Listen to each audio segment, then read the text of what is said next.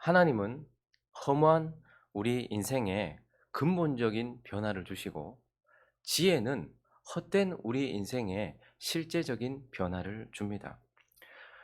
우리는 지금 솔로몬을 통해서 우리로 행복을 보게 하는 실제적인 지혜들을 살펴보고 있는데요. 어제는 권세 앞에서 모순 앞에서 우리에게 주어진 지혜, 우리로 행복을 보게 하기 위한 행복한 삶이 되도록 하기 위해서 권세 앞에서 그리고 모순 앞에서 우리가 어떻게 행해야 되는지에 대한 실제적인 지혜를 살펴보았다면, 오늘은 한 단계 더 나아가서 죽음 앞에서 우리가 어떻게 해야 되는가에 대한 지혜를 들려주는데, 2절과 3절을 한번 볼까요? 2절과 3절 읽어보겠습니다. 시작. 모든 사람에게 임하는 그 모든 것이 일반이라. 의인과 악인, 선한 자와 깨끗한 자와 깨끗하지 아니한 자, 제사를 드리는 자와 제사를 드리지 아니하는 자에게 일어나는 일들이 모두 일반이니, 선인과 죄인, 맹세하는 자와 맹세하기를 무서워하는 자가 일반이로다. 모든 사람의 결국은 일반이에요. 여기까지. 지금 다 무슨 말을 하고 있습니까? 일반이다, 다 똑같다, 이렇게 말하고 있으면서 모든 사람에게 임하는 마지막, 즉 죽음은 일반이다 라고 말하면서 우리 모두 다 죽는다 라고 말하고 있어요. 우리의 도덕성이, 그리고 우리가 가지고 있는 이 종교성이 죽음을 극복하게 하거나 죽음을 피하게 하지 않는다라는 말입니다. 선한 자나 선하지 않은 자, 그러니까 악인이나 선인이나 같이 죽을 것이고, 깨끗한 자와 깨끗하지 않은 자도 같이 죽을 것이고, 제사를 드리는 자와 제사를 드리지 아니하는 자, 예배하는 자와 예배하지 않는 자 모두 일반으로 죽일 것이다. 선인과 죄인, 맹세하는 자, 맹세하지 않는 자 모두 다 죽을 것이다. 모든 사람은 결국 죽는다. 어떠한 것도 죽음을 피하게 하거나 극복하지 못한다라고 말하고 있습니다. 그러면서 이제, 그러면 우리는 이 죽음 앞에서 어떻게 살면 행복을 볼 수 있는가? 죽음 앞에서 우리는 어떻게 살아야 되는가? 오늘 본문 말씀을 통하여서 몇 가지를 살펴보려고 합니다. 그 첫 번째는 죽음 앞에서 바로 바라보라라는 것입니다. 그 죽음 앞에서 죽음을 바로 바라보라, 올바르게 바라보라라고 말씀합니다. 그럼 오늘 성경은 우리에게 죽음에 대한 진리를 보여주고 있는데, 4절을 보시면요, 죽음은 이런 거예요. 모든 산자들 중에 들어있는 자에게는 누구나 소망이 있음은 산 개가 죽은 사자보다 낫기 때문이다. 그러면 사자보다 개가 낫대요. 그런데 뭐가 달라요? 죽은 사자보다 산 개가 낫다. 그만큼 죽음이라는 것은 비참하다라는 거예요. 개로 살더라도 살아있는 게 낫지, 죽은 사자보다 훨씬 낫지. 그러니 죽음이란 인생을 비참하게 만드는 것이고 우리에게는 비통이다라는 것을 말해주고 있는 것입니다. 그리고 5절과 6절도 계속 보시면요, 읽어볼까요? 시작. 산자들은 죽을 줄을 알되 죽은 자들은 아무것도 모르며 그들이 다시는 상을 받지 못하는 것은 그들의 이름이 잊어버린 바 됨이니라. 그들의 사랑과 미움과 시기도 없어진 지 오래이니 해 아래에서 행하는 모든 일 중에서 그들에게 돌아갈 몫은 영원히 없느니라. 정말 비참하고 비통한 것이기도 하지만 죽음은 모든 것을 다 없음으로 만들어버려요. 무로 만들어버려요. 이 땅에서 흔적도 없이 다 사라져버리는 죽음은 바로 이러한 것이다. 비참하고 비통한 것이고 모든 것을 없음, 무로 만들어버리고 파괴해버리고 모든 것을 다 흩어버리는 것이다. 이렇게 죽음을 말하고 있습니다. 자, 그런데 이 말씀이 진리이긴 하지만 그리스도인 된 저와 여러분에게 있어서 죽음은 어떤 의미입니까? 죽었다가 다시 부활하신 예수 그리스도께서 주신 새 생명을 가지고 있는, 그 부활 생명을 가지고 있는 저와 여러분에게 있어서의 죽음은 어떤 의미냐는 말입니다. 자기 아들을 죽음 가운데서 살리신 이의 능력, 그 성령을 가지고 있는 저와 여러분에게 있어서 그 죽음은 어떤 의미냐라는 것입니다. 그 죽음을 바로 바라봐야 됩니다. 그 죽음은 우리에게 있어서, 모든 사람에게 있어서 지금 죽음은 이런 의미였습니다. 그런데 이제 새 생명을 가지고 있고 성령을 가지고 있는 저와 여러분에게 있어서 죽음은 어떤 의미냐는 말입니다. 죽음은 해방입니다. 우리에게 있어서 죽음은 해방입니다. 우리는 죄의 권세로부터, 세상으로부터, 사망 권세로부터, 율법의 저주로부터 지금 벗어나고 있지, 완전히 벗어난 건 아니거든요. 저와 여러분이 예수를 믿었어요. 그리고 저와 여러분은 죄의 권세로부터 벗어났고 사망 권세로부터 벗어나고 있어요. 그렇지만 완전히 다 벗은 건 아닙니다. 그래서 우리는 지금도 싸우고 있는 존재들이에요. 그렇지만 죽음은 이제 우리를 둘러싸고 있고 우리를 억누르고 있었던 모든 것들, 세상, 죄, 율법의 저주, 육신, 고통, 눈물, 아픔, 이 모든 것들로부터 이제 해방되고 있던 우리가 완전히 벗어나게 하는 것, 그것이 바로 저와 여러분에게 주어지는 죽음의 의미입니다. 그러니 저와 여러분의 죽음은 해방이다라는 것이고, 또 하나 그리스도인 된 자, 예수 그리스도의 생명, 성령을 가지고 있는 자에게 있어서 죽음은 쉼이다, 안식이다라는 거예요. 여러분, 우리는 다 각자 하나님께 받은 사명이 있어요. 생명이라는 것이 살라는 명령이잖아요. 살아라는 거예요, 명령.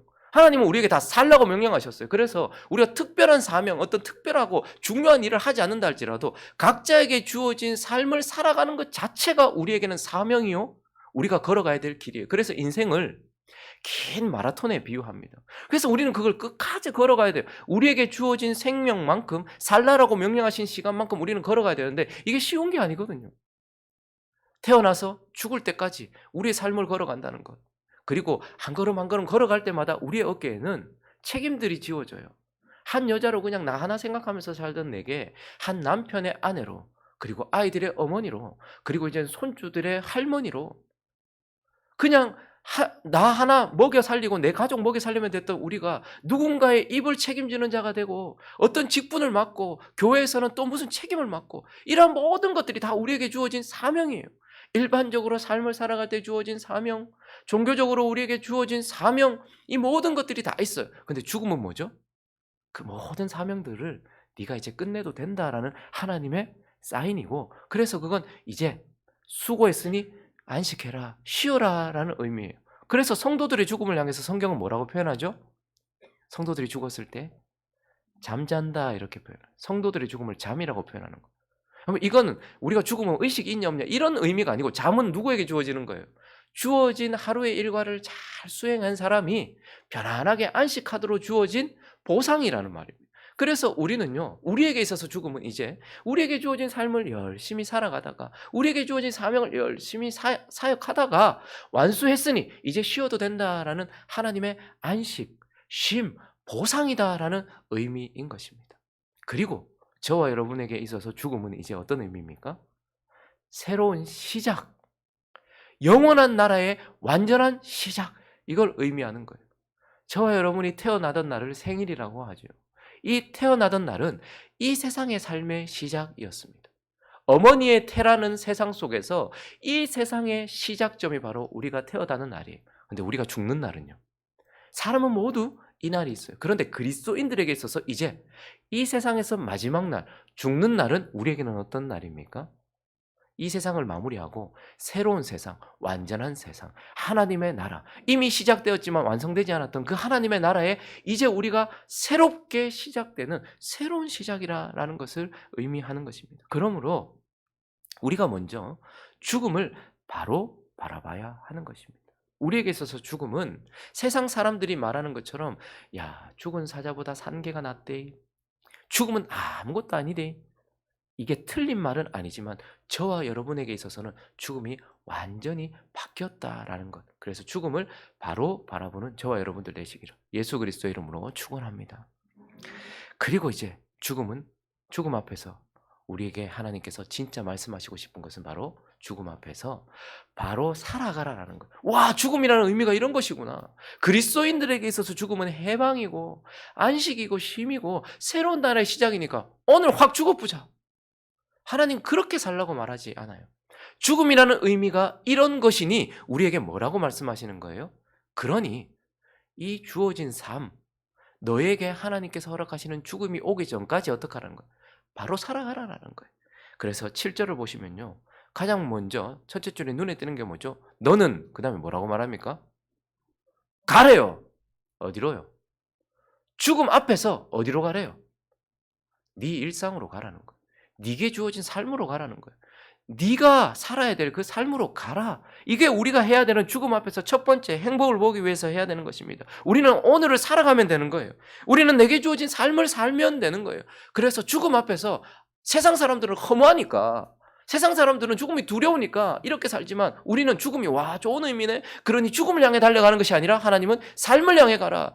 죽음이 눈앞에 있다 할지라도 하나님은 우리에게 죽는 날에 대해서 말씀해 주지 않았어요. 그러니 이 좋은 의미를 가지고 있는 죽음이 네게 소망이 되어서 너는 너에게 주어진 삶, 너에게 주어진 오늘을 살아가라 라고 말씀하시고, 그리고 계속해서 보십시오. 너는 가서 이제 뭐 어떻게 살래요? 기쁨으로 네게 주어진 이 땅에서 주어진 음식물 먹고 즐거운 마음으로 네 포도주를 마시자. 포도주는 우리에게 즐거움을 주는 모든 것들을 의미해요. 이는 하나님이 네가 하는 일들을 벌써 기쁘게 받으. 저와 여러분은 이미 하나님께 받은 바 된 자들이에요. 그러니까 너는 너의 일상으로 가서 오늘을 살아라. 너에게 주어진 하루를 살아라. 그런데 그냥 살지 말고 기쁨으로 살아라. 너에게 주어진 건 누리면서 살아라. 그리고 8절도요. 행복하게 깨끗하게 정결하게 살아라. 네 의복을 항상 희게 하고 네 머리를 항상 향기로움을 그치지 않고 단정하고 정결하고 기쁨으로 행복하게 그렇게 살아라. 9절도 보니까요. 네 헛된 평생이 모든 날. 여기서 헛되다는 말은 허무하다라는 말을 하는 것이 아니고 짧다라는 거예요. 네게 주어진 삶은 짧은 날이야. 네 짧은 모든 날, 곧 하나님이 해 아래에서 내게 주신 짧은 날에 네가 사랑하는 아내와 함께 즐겁게 살아라. 네 평생에 해 아래에서 수고하고 얻은 것이 네 몫이 하나님께서 이게 네게 주신 거야. 그러니 너는 너의 오늘을 살아라. 그리고 행복하게, 기쁘게, 즐겁게. 죽음이 이제 더 이상 너에게는 두려움이 아니지. 죽음이 이제 너에게는 더 이상 무로 돌아가는 허무함이 아니지. 그러니 너의 삶에 주어진 대로 행복하고 즐겁게 살아라 라고 말씀해요. 그리고요. 10절 마지막 절 읽어볼까요? 시작. 내 손이 일을 얻는 대로 힘을 다하여 할지어다. 그리고 네가 즐겁게 너에게 주어진 일을 해라. 그러면 내일 죽을 건데 오늘 왜 일해? 아니, 너는 너에게 주어진 일을 해라. 그것이 의미가 있다. 상급을 쌓기도 하고 하나님의 일을 이루기도 하고 누군가에게 도움이 되도록 내가 일하고 있으니 너는 네 손이 일을 얻는 대로. 그래서 너에게 너의 은사에 따라서 네가 선택한 직업 그리고 네가 하고 있는 그 일 그거 열심히 해라. 이렇게 말씀하면서 너희는 죽음 앞에서 일상을 너희의 하루하루를 오늘을 즐겁게 살고 너에게 주어진 일을 하면서 여러분 사람이 일을 놓으면 그때부터 늙고요. 사람이 일을 놓으면 그때부터 의미가 없어져요. 그래서 은퇴라는 것은 사실 우리가 주어진 이 일을 마무리하는 것이지 다른 일까지 다 마무리하는 것이 아닙니다. 내게 주어진 일 그것 하면서 행복하게 살아라라고 말씀하고 있는 것입니다. 말씀을 정리하겠습니다.